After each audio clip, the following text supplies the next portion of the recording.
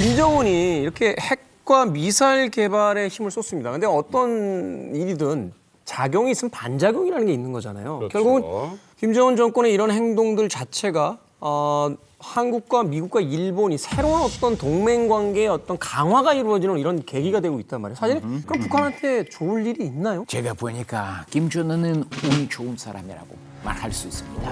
어떤 점에서? 네, 지금 중미 대립 때문에 그리고 그 러시아와 미국이 대립 때문에 사실상 동맹 중러북 동맹이 등장하고 있습니다. 한일미 동맹도 있습니다. 3대3 대립이라고 할 수 있습니다. 원래 러시아도 중국도 북핵을 전혀 환영하지 않았습니다. 하지만 지금 필요악처럼 생각하기 시작합니다. 왜냐하면 그들에게 북한은 무엇입니까? 가치가 많은 완충지대입니다. 국제정세적으로는 이제 랑커북 교수님의 이야기를 이렇게 들려주셨는데 그럼 북한 쪽 입장에서는 어떤 겁니까? 이 핵 문제에 대해서 지금 이야기를 하고 있는데 저는 이런 생각을 합니다. 김정은이 지난 10년 동안에 집권해서 한 일이 핵무기밖에 한 게 없어요. 그러면 김정은이 핵무기를 포기하라고 그러면 지난 11년을 없애라는 거랑 마찬가지거든요. 그러니까 김정은으로서는 어쨌든 핵을 계속해서 발전시켜 나가는 거는 자기 체제 유지의 기본적인 필수 가결한 조건이라고 보고 그 정도라고 저는 생각을 합니다. 사실 뭐 북한의 입장에서 지금 제일 좋죠. 제일 좋지.